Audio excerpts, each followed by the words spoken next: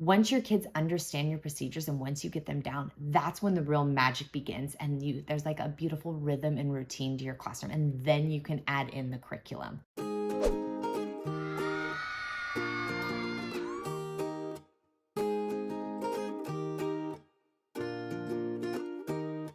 Hey there, friend. I'm Katherine Barker, and in this video, we're going to be talking about how to set up classroom procedures that will make a world of difference in your classroom. Okay, so what exactly are classroom procedures? Classroom procedures are just simply the individual steps taken to get a task done. So basically, it just means how you do something, right? And we really need to break this down step by step for our kids when they first come into our classroom. So think about like arriving in your classroom, how to read the library books in your classroom library, how to sit during carpet time, during read alouds. These are all procedures that we need to teach our kids so they know exactly how our classroom functions and exactly what the day-to-day looks like. I like to use the analogy of like teaching somebody to drive a car, right? So somebody who's never driven a car before, you wouldn't just hand them the keys and say, go drive the car, right? So it's kind of the same idea with our kiddos. There's obviously a process to it, right? So you would have them unlock the car and you tell them open up the door and get in and put your seatbelt on and check your rearview mirrors and your side mirrors and put the key in the engine, and you see where I'm going with this, right?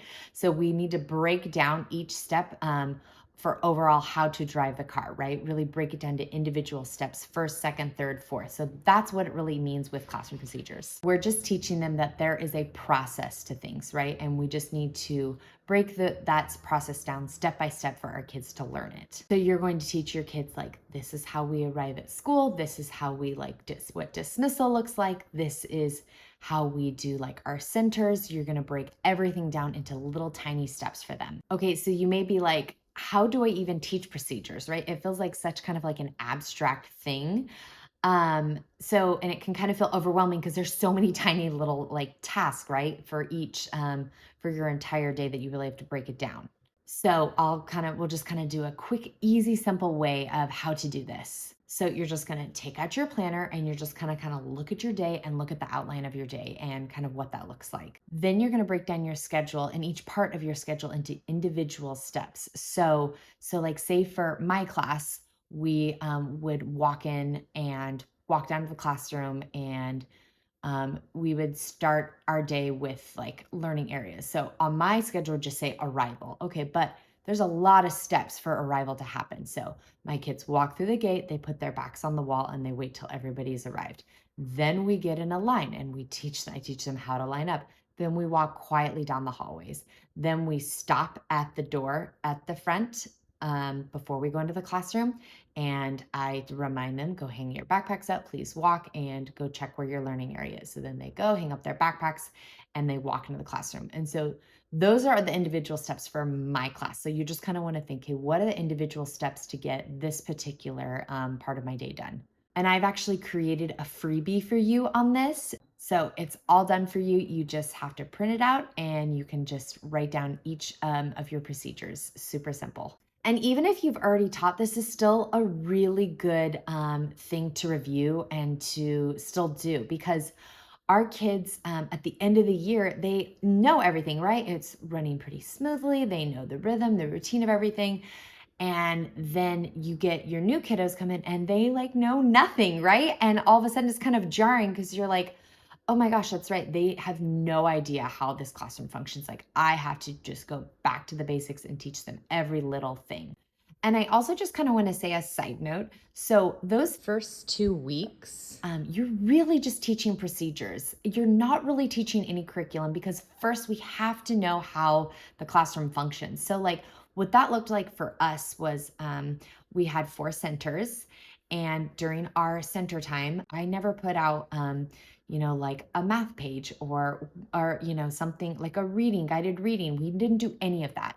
It was just table 1, you're just going to play with blocks. Table 2, you're playing with Play-Doh. Table 3, you're doing puzzles. Table 4 is with Mrs. Barker, and it's a little craft that we're doing. So basic, because all I wanted them to understand was this is what center time looks like. This is how we work at a table. This is how we stop at the table, stop, transition, and move and rotate tables. So you're going to want to just keep it super, super simple at the very beginning, and you're just teaching those procedures, because once your kids understand your procedures and once you get them down, that's when the real magic begins, and there's like a beautiful rhythm and routine to your classroom, and then you can add in the curriculum. And if you've had difficulty with your students with like behavior problems and really struggled with that, the routines can really help kind of smooth all that out, because it just helps them know what to expect each day and what you expect from them. So I also highly recommend having like a visual schedule so the kiddos can look and know, oh, okay, arrival, this is what arrival looks like. This is what centers look like. So having a visual schedule can also be really helpful. Okay, so the 3 words to best describe how to teach procedures to your kids are model, model, model. When my kids came into the classroom, a lot of them had never played with a dramatic play area before, which made me sad, and that's for another story for another day. But I had to teach them how we play in the dramatic play area. So I would go over and I would literally model it for them, and I would have another kid go behind the register, and I would go up and go, excuse me, I would like to buy, da da da da da, and they would say, okay, and I would say, now I'll hand you the money and you give me the item. And I would have the whole class watch me do it. I did the same with the library. I would say, everybody come over to the library, and I would show them, this is how we look at books. I would pull open the book. I would take out the book, see how I'm turning it nicely. I'm being gentle with it. And then I'm putting it back in the correct bin where it goes. So it's just really powerful. It's talking through it.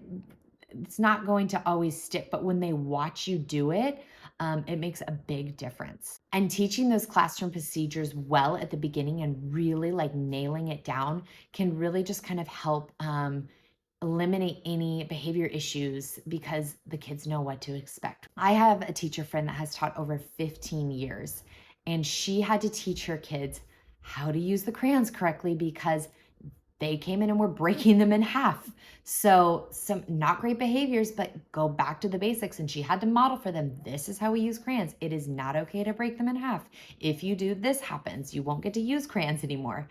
So going back and modeling and showing how we do it exactly and breaking it down to those individual tasks really, really just helps our kiddos learn our class procedures, learn how the classroom functions. And you're just gonna kind of be like a broken record. It's gonna feel like at the beginning, this is how we do this, this is how we do this. But I promise, once you get this down, and it just makes everything move, just go so much smoother. Okay, so let's do a quick recap. So we talked about what exactly are classroom procedures. We talked about how to best break them down looking at your planner. And we talked about how to best communicate them to your students really by modeling it for them. And don't forget to download your free classroom procedures printable. All right, that's it for now, my friend. I'll see you in the next one. And until then, happy teaching.